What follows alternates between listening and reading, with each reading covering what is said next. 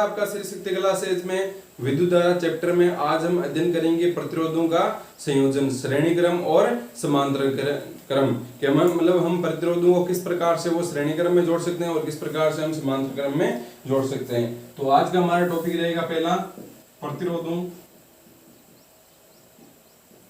का संयोजन। तो जो प्रतिरोधों का संयोजन है वो दो प्रकार से किया जाता है। पहला हो गया आपका श्रेणी क्रम संयोजन,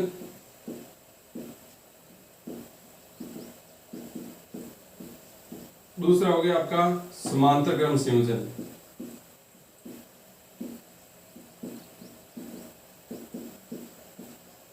ये दो प्रकार से हम क्या करते हैं, प्रतिरोधों का संयोजन करते हैं। ठीक है, पिछले वीडियो लेक्चर में हमने पढ़ दिया था कि किस प्रकार से कार्बन जो प्रतिरोधक होता है उसका प्रतिरोध हमें लिखते हैं। उसमें कुछ एग्जांपल भी बताए थे जो आपको समझ में आ गए होंगे। नहीं समझ में आ गए तो वापस से आप वीडियो जाकर वो चेक कर लीजिए। ठीक है, तो प्रतिरोधों का जो संयोजन है वो दो प्रकार से किया जाता है, एक तो श्रेणी क्रम संयोजन, एक समांतर क्रम संयोजन। तो हम सबसे पहले पढ़ेंगे यहाँ पर श्रेणी क्रम संयोजन के बारे में कि श्रेणी क्रम संयोजन है वो किस प्रकार से किया जाता है। ठीक है, अब इसके बारे में जो अध्ययन है वो आप जैसे 10th क्लास है उसके अंदर कर चुके हो। ठीक है, हमें पता करना है यहाँ पर बस परिभाषा लिखनी है, फटाफट जल्दी से इसको हमें करेंगे। तो देखो जो श्रेणी क्रम संयोजन है इसमें कैसे, इसकी अगर परिभाषा देंगे तो क्या देंगे कि श्रेणी क्रम संयोजन में क्या होते हैं, मान लेते हैं हम लेते हैं 3 प्रतिरोध। ठीक है, एक प्रतिरोध लिया, ये दूसरा प्रतिरोध लिया, तीसरा प्रतिरोध लिया। ठीक है, तो अब श्रेणी क्रम संयोजन की आप परिभाषा किस प्रकार से दोगे, श्रेणी क्रम संयोजन में आप क्या बोलोगे कि श्रेणी क्रम संयोजन पहले प्रतिरोध का कैसे परिभाषा दोगे, पहले प्रतिरोध का, ये पहला प्रतिरोध, दूसरा प्रतिरोध, तीसरा प्रतिरोध, इसका मान लेते हैं प्रतिरोध इसका R1 है, इसका प्रतिरोध R2 है, इसका प्रतिरोध R3 है। ठीक है, तो पहले प्रतिरोध का इसके दो सिरे ना, एक ये रहा एक ये रहा, दो सिरे यहाँ पर। ठीक है, तो पहले प्रतिरोध का दूसरा सिरा, ये पहला प्रतिरोध था, इसका दूसरा सिरा, ये वापस से दूसरा जो बार का प्रतिरोध है, तो पहले प्रतिरोध का दूसरा सिरा दूसरे प्रतिरोध के पहले सिरे से तथा दूसरे प्रतिरोध का दूसरा सिरा तीसरे प्रतिरोध के पहले सिरे से जुड़ने पर यह संयोजन से जो हमारे को प्राप्त होता है, परिपथ प्राप्त होता है, उसी को हम क्या बोलते हैं, संयोजन प्राप्त होता है, उसी को हम बोलते हैं श्रेणी क्रम में संयोजन। वापस से एक बार देख लीजिए कि पहले ये पहला प्रतिरोध, दूसरा प्रतिरोध, तीसरा प्रतिरोध। ठीक है, तो पहले प्रतिरोध का दूसरा सिरा एक और ये दूसरा सिरा, पहले प्रतिरोध का दूसरा सिरा दूसरे प्रतिरोध के पहले सिरे से, ये दोनों आपस में जुड़े हुए हैं यहाँ पर। ठीक है, इसको भी नाम दे दो, ये पहला दूसरा, पहला दूसरा, यहाँ पर ये दूसरा हो गया, ये यहाँ पर भी पहला और ये दूसरा हो गया। ठीक है, तो यहां से आप बोल सकते हो कि पहले प्रतिरोध का दूसरा सिरा दूसरे प्रतिरोध के पहले सिरे से, दूसरे प्रतिरोध का दूसरा सिरा तीसरे प्रतिरोध के पहले सिरे से जो जुड़ने पर जो हमारे को संयोजन प्राप्त होता है उसी को हम क्या कहते हैं, श्रेणी क्रम में संयोजन कहते हैं। और जो मुक्त आपके जो संयोजक है, मुक्त जो संयोजन मतलब सिरे बच गए, मुक्त जो सिरे वो किससे जोड़ दिए, अगर बैटरी से जोड़ दिए तो ये पूरा जो संयोजन है वो आपका क्या कहलाएगा, श्रेणी क्रम संयोजन कहलाएगा। ठीक है, तो श्रेणी क्रम संयोजन की परिभाषा आपको समझ में आ जाना चाहिए। बस आप नोट्स के अंदर परिभाषा लिखी हुई है तो आप वहां से चेक कर सकते हो। ठीक है, आपको मिल जाएगी। और परिभाषा मैंने बता दी कि क्या है परिभाषा, बिल्कुल आसान परिभाषा है जो आपको ध्यान में रखनी है। ठीक है, इसका प्रतिरोध मान लो R1 है, इसका R2 है, इसका R3 है। तो अब हमारे को करना है क्या, प्रतिरोधों का हम संयोजन क्यों करते हैं, क्योंकि कभी कभी क्या होता है, मान लो हमारे पास में 2-3 प्रतिरोध है। ठीक है, उन 2-3 प्रतिरोधों को वो मान लो ज्यादा मतलब ओम के प्रतिरोध है, तो उनको कम ओम के प्रतिरोध करने के लिए उन्हीं 3 या 4 का प्रयोग करके या उन्हीं 2 का प्रयोग करके हम कम कैसे प्रतिरोध बना सकते हैं या फिर ज्यादा कैसे प्रतिरोध बना सकते हैं, मतलब प्रतिरोध को ज्यादा कैसे करें और कम कैसे करें। उसीलिए यहाँ पर क्या किया जाता है, श्रेणी क्रम या समांतर क्रम संयोजन है वो किया जाता है। तो यहाँ पर हम श्रेणी क्रम संयोजन में पढ़ रहे हैं, इसकी परिभाषा हमने देख ली किस प्रकार से श्रेणी क्रम संयोजन को परिभाषित करेंगे। अब बात करते हैं कि जो श्रेणी क्रम संयोजन है, श्रेणी क्रम संयोजन में क्या होगा, यहाँ पर मान लेते हैं हमें 3 प्रतिरोध लेते हैं जिसका प्रतिरोध एक का R1, R2 और R3 है। ठीक है, इस बैटरी का विभव मान लेते हैं V है, बैटरी का विभव क्या है, V है। अब यहाँ पर बैटरी का विभव V है तो यहाँ से क्या निकलेगी, एक धारा निकलेगी I। अब यहाँ पर देखो पूरा क्या है, श्रेणी क्रम संयोजन में एक बात ध्यान रखना, श्रेणी क्रम में संयोजन में कोई दूसरा तार नहीं आएगा, बैटरी से यहाँ पर एक ही तार रहेगा। आप यहाँ से शुरू करो कि ये बैटरी है, ऐसे मान लो ये आपका पानी के अनुसार ये मान लो पंप है, ठीक है, अब यहाँ से पानी चलेगा, अब यहाँ पर पानी चलेगा, कहीं पर भी दूसरा पाइप नहीं दिखेगा आपको, ठीक है, एग्जांपल के लिए ले रहे हैं, कहीं पर भी दूसरा पाइप है नहीं है, यहाँ पर मुड़ा हुआ, यहाँ पर मुड़ा हुआ, यहाँ पर मुड़ा हुआ, यहाँ पर मुड़ा हुआ, ठीक है, तो मतलब कहीं पर दूसरा पाइप नहीं है। तो उसी प्रकार से यहाँ पर क्या होगा, श्रेणी क्रम संयोजन में कोई दूसरा अन्य तार नहीं है यहाँ पर, ठीक है, इसका मतलब ये पूरा क्या आपका, ये इस पूरा यहाँ से यहाँ तक ये पूरा क्या आपका श्रेणी क्रम संयोजन है। अब इसको चाहे कैसे भी टेढ़ा मेढ़ा कैसे भी कर दे, आपको चेक करना है कि जो बैटरी जुड़े हैं, बैटरी के जो धन और ऋण टर्मिनल जुड़े हैं, उनसे जो तार है वो कितने तार जुड़े हुए, 2 तार 3 तार। अगर मैं यहाँ पर ऐसा कर देता तब ये क्या क्या नहीं होता, ये तो जो आपका है वो किस में हो जाता, अलग समांतर क्रम में हो जाता, तब ये श्रेणी क्रम में नहीं रहता। तो अब हमारा ऐसा जुड़ा हुआ नहीं है, इसका मतलब ये श्रेणी क्रम है। अब श्रेणी क्रम में क्या होगा, यहाँ से धारा आई जाएगी, कोई अन्य तार नहीं तो यहाँ से भी आई, कोई अन्य तार नहीं तो यहाँ से भी आई, यहाँ से भी आई, तो मतलब सब में से टोटल सब में ये कितनी जाएगी आपकी, आई जाएगी। भाई यहाँ से पानी देना शुरू करोगे तो यहाँ पर पानी जाके वापस यहाँ पर आ जाएगा ना, बीच में कहीं रुक थोड़ी जाएगा, नहीं रुकेगा ना। तो इस प्रकार से यहाँ पर क्या होगी, धारा आपको आई मिलेगी। तो यहाँ से धारा आई मिली और देख लो यहाँ पर आई कहीं पर भी चेंज नहीं हुई। अब बात करते हैं विभव की।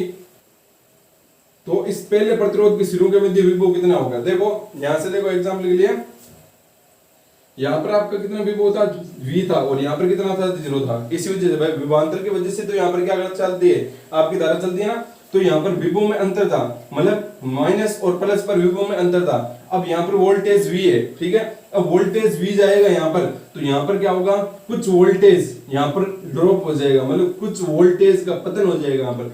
क्यों हो जाएगा, क्योंकि यहाँ पर प्रतिरोध है, और प्रतिरोध क्या करता है, आवेश के मार्ग में बाधा उत्पन्न करता है, आवेश के मार्ग में बाधा उत्पन्न करता है, और आवेश के मार्ग में बाधा उत्पन्न करेगा तो इसका मतलब वहां पर विभव पर परिवर्तन पड़ेगा, पड़ेगा कि नहीं पड़ेगा, कैसे, V बराबर होता है W/Q, आवेश को एक बिंदु से दूसरे बिंदु तक ले जाने में किया गया कार्य, एक बिंदु से दूसरे बिंदु तक ले जाने में किया गया कार्य। यहाँ पर मान लो, चलो ये से एग्जांपल मान लो, यहाँ से आवेश आ रहा है, भाई धारा आ रही है, इसका मतलब आवेश आ रहा है यहाँ पर, ठीक है, आवेश आ रहा है, आवेश तब यहाँ पर पहुंचा, अब उसको यहाँ से यहाँ तक जाना है, यहाँ से यहाँ तक जाना है। अब यहाँ से जब आवेश यहाँ से यहाँ तक जाएगा तो उसके पास में जो कार्य होगा, क्योंकि यहाँ पर प्रतिरोध जरूरी थोड़ी है कि सेम ही प्रतिरोध, यहाँ पर अलग अलग प्रतिरोध होंगे, तो यहाँ से यहाँ तक जाने में उसको कुछ अलग कार्य करना पड़ेगा, ठीक है, यहाँ से फिर यहाँ से इस पॉइंट तक जाने में उसको फिर कुछ अलग कार्य करना पड़ेगा, इस पॉइंट से इस पॉइंट तक जाने में उसको फिर अलग कार्य करना पड़ेगा। कहने का मतलब क्या हुआ कि यहाँ पर इन दोनों सिरों के मध्य आपको विभव मिलेगा V1, इन दोनों सिरों के मध्य विभव मिलेगा V2, इन दोनों सिरों के मध्य विभव मिलेगा विभव V3, लेकिन धारा है वो क्या रहेगी, समान रहेगी। तो श्रेणी क्रम जो संयोजन होता है, श्रेणी क्रम संयोजन के अंदर है वो धारा है वो चेंज नहीं होती है, जबकि प्रतिरोध तो चेंज वैसे भी होगा क्योंकि प्रतिरोधों को तो हमारे को संयोजन करना है, जबकि विभव है वो आपका चेंज होगा। क्यों होगा, क्योंकि एक बिंदु से दूसरे बिंदु तक जाओगे तो यहाँ पर कुछ रास्ता कुछ अलग प्रकार का है ना, यहाँ पर कैसे पता भाई, मान लो रास्ता बिल्कुल सीधा थोड़ी है, कम तेजी से चले जाएंगे, मान लो कहीं पर उबड़ खाबड़ हो गया, कहीं पर पत्थर ज्यादा है, कहीं पर कुछ और है, तो बाधा जहाँ पर ज्यादा होगी वहां पर ज्यादा कार्य करना पड़ेगा, फिर बाधा जहाँ पर ज्यादा वहां पर ज्यादा कार्य करना पड़ेगा। इसका मतलब अगर बाधा यहाँ पर ज्यादा होगी तो यहाँ पर ज्यादा कार्य करना पड़ेगा। अगर कार्य परिवर्तित हो गया तो कार्य क्या है आपका, विभव है, तो इसका मतलब कार्य चेंज तो विभव चेंज। यहाँ पर कुछ कम कार्य करना पड़ा या कुछ ज्यादा करना पड़ा तो यहाँ पर हम विभव V2 मान लेते हैं, यहाँ पर विभव V3 मान लेते हैं। तो ये समझ में आना चाहिए कि यहाँ पर हमने V1 V2 V3 क्यों किया और I को समान क्यों रखा, क्योंकि I तो है वो क्या आपकी धारा है, तो यहाँ पर मतलब धारा है वो आपकी यहाँ से दिन मिलेगी, वहां पर उतनी वापस से धारा आएगी। जब श्रेणी क्रम हो गया, धारा का इन्वॉल्वमेंट थोड़ी है, आप धारा को आप ऐसे मानो कि ये मतलब पानी बह रहा है, ठीक है, तो पानी यहाँ पर एक ही पाइप है, तो पानी जहाँ पर भाई पानी पाइप के अंदर घुसेगा तो वापस घूम के तो उसी जगह पर आना तो पड़ेगा ना उसको, अगर वापस पाइप उसको जगह पर लेकर आ रहे हैं। तो इसी प्रकार से आपको ये समझना है, ठीक है। अब हमारे को इनका संयोजन करना है, तो संयोजन कैसे करना है, यहाँ पर हम देखो, अगर इन सबको हटाकर एक प्रतिरोध मतलब बना दे, एक प्रतिरोध लगा दे, ये एक बैटरी लगा दी, ठीक है। अब यहाँ पर क्या कर दिया, इन सबको हटा के हमने एक प्रतिरोध लगा दिया जिसका प्रतिरोध है R तुल्य या फिर R इक्विवेलेंट, ठीक है, R eq, ठीक है, और इसका विभव तो V है भाई, V, ठीक है, और ये हो गया आपका R इक्विवेलेंट हो गया, और यहाँ पर धारा मान लो बह रही है आपकी I।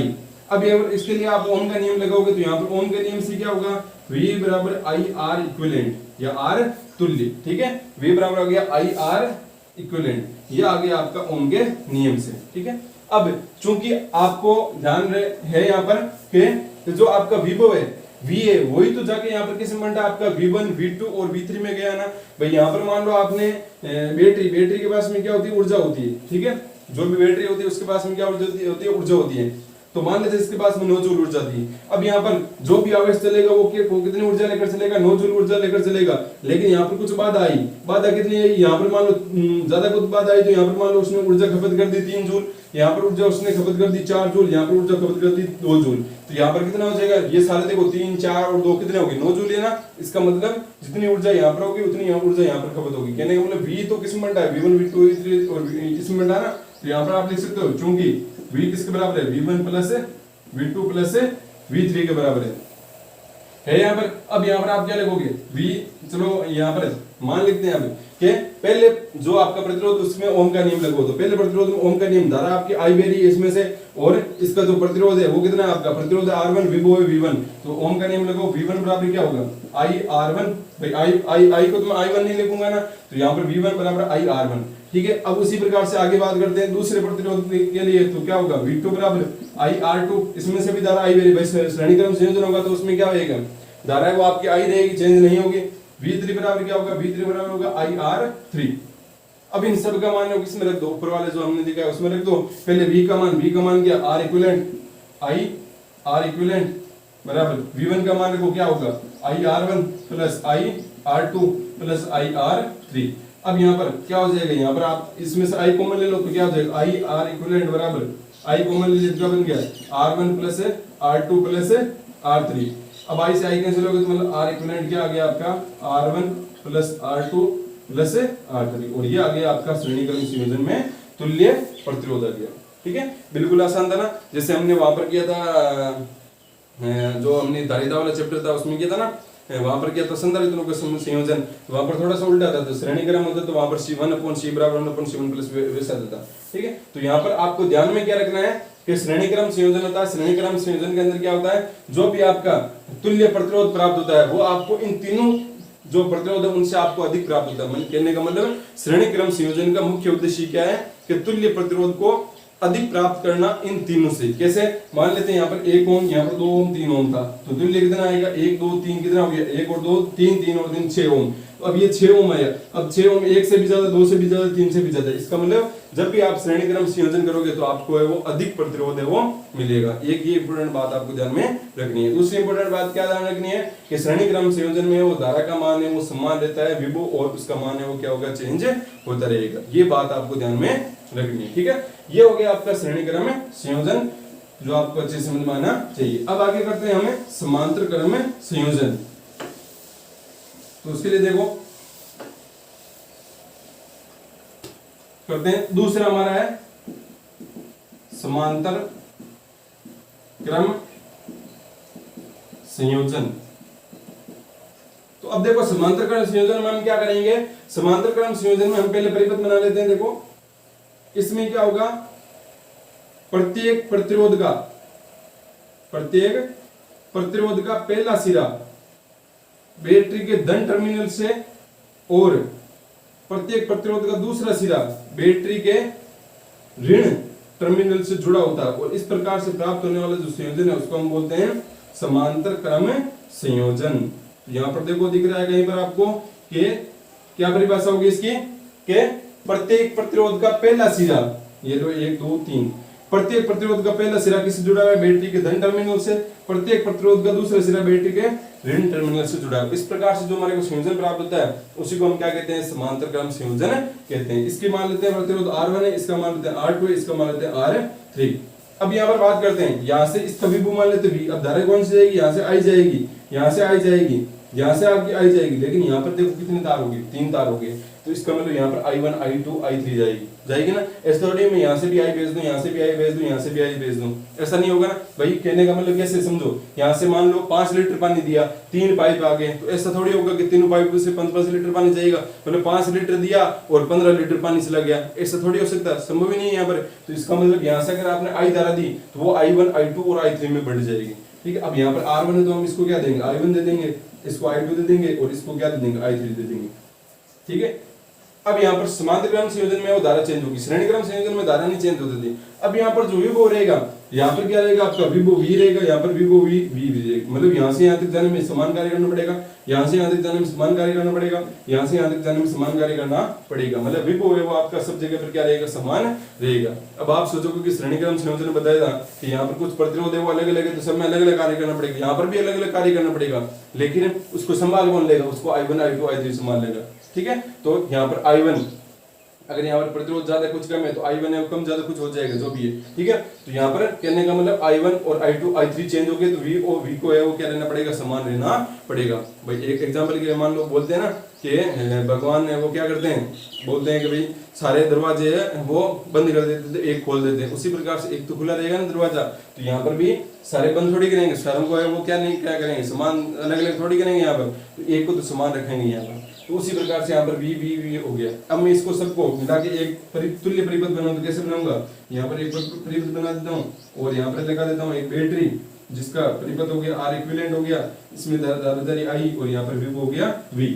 अब यहाँ पर आप लगा लो, यहाँ से V बराबर क्या हो जाएगा, V बराबर हो जाएगा I R इक्विवेलेंट और I बराबर क्या हो जाएगा, V बटा R इक्विवेलेंट। अब यहाँ पर आपको सीधा सीधा दिख रहा है कि यहाँ से धारा जो आपने I दी वही किसमें बंटी है आपकी I1 I2 और I3 में बंटी है, तो आप लिख सकते हो चूंकि I किसमें बंटी है आपकी I1 plus I2 plus I3 में, तो यहाँ से दिख रहा है ना सीधी सी I किसमें बंटी I1 I2 I3 में की है। अब यहाँ पर आप I का मान पहले I1 का मान निकालो, तो पहले प्रतिरोध के लिए आप ओम का नियम लगाओ, पहले प्रतिरोध में भाई V बराबर क्या होता है IR होता है, I बराबर क्या होगा V बटा R, तो यहाँ पर पहले प्रतिरोध के लिए क्या होगा I1 बराबर क्या होगा V भाई वो कितना V है, प्रतिरोध कितना R1 है। इसी प्रकार से I2 बराबर क्या हो जाएगा V बटा R2, I3 बराबर कितना हो जाएगा V बटा R3। अब सबका मान इसमें रख दो, तो I बराबर क्या हो जाएगा, I का मान रखते हैं पहले, क्या होगा V बटा R इक्विवेलेंट, I1 का मान रखो क्या आएगा V बटा R1 प्लस V बटा R2 प्लस V बटा R3। अब यहाँ पर आप क्या ले लो, यहाँ पर V कॉमन ले लो, V कॉमन ले लो तो कट जाएगा, तो मतलब 1/R इक्विवेलेंट किसको बराबर जाएगा 1/R1 plus 1/R2 plus 1/R3। ये आ गया आपका तुल्य प्रतिरोध। ये तुल्य प्रतिरोध अभी नहीं आया है, तुल्य प्रतिरोध कब आएगा, जब इन सब का मान निकालोगे और फिर इसको उल्टा करोगे, क्योंकि आपका R इक्विवेलेंट है 1/R इक्विवेलेंट नहीं है, आपका तुल्य प्रतिरोध क्या केवल R इक्विवेलेंट है। तो आपको इसको क्या करना पड़ेगा, जो भी मान आएगा उसको आपको क्या करना पड़ेगा, उल्टा करना पड़ेगा। अगर उल्टा नहीं करोगे तो वो आपका जो भी आपका आंसर आएगा वो गलत आएगा। ठीक है, तो ये बात आपको ध्यान में रखनी है। अब बात करते हैं कि समांतर क्रम संयोजन का क्यों प्रयोग किया जाता है, कि करने का क्या उद्देश्य है, तो समांतर क्रम संयोजन का उद्देश्य है कि तुल्य प्रतिरोध को कम प्राप्त करना इन तीनों से, मतलब तुल्य प्रतिरोध जो प्राप्त होगा वो इन तीनों से क्या प्राप्त होगा, कम प्राप्त होगा। एग्जाम्पल के लिए मान लो ये 1 2 3 है, तो इनका तुल्य प्रतिरोध निकालो, कैसे निकलेगा 1/1 बराबर 1/1 प्लस 1/2 प्लस 1/3, 1/R बराबर कितना आ जाएगा, जैसे 6, ये कितना 6 प्लस का 3 प्लस का 2, तो कितना आ गया 6 3 9 9 और 2 11, 11/6। अभी भी R इक्विवेलेंट नहीं है, ये उल्टा करना पड़ेगा, तो मतलब R बराबर आ गया 6/11। अब देख लो नीचे बड़ी संख्या है, इसका मतलब इसका जो भी मान आएगा वो क्या आएगा 1 से, इसका मान जो भी आएगा वो क्या आएगा 1 से छोटा आएगा। ठीक है, इसका मतलब 1 से छोटा आएगा, तो यहाँ पर ये 1 है, ये 2 है, ये 3 है, इसका मतलब इन सब प्रतिरोधों से क्या है आपका कम आया है। तो समांतर क्रम संयोजन का ये उद्देश्य है कि तुल्य प्रतिरोध को कम प्राप्त करना। दूसरी बात क्या ध्यान में रखनी है कि समांतर क्रम संयोजन विभव समान रहता है, जबकि धारा वो आपकी क्या रहती है, परिवर्तित रहती है। ये हो गया हमारे प्रतिरोधों का श्रेणी क्रम और समांतर क्रम संयोजन। तो इसको आपको अच्छे से समझना है, बाकी जो हमारे टॉपिक है उसको हम अगले वीडियो लेक्चर में कवर करेंगे।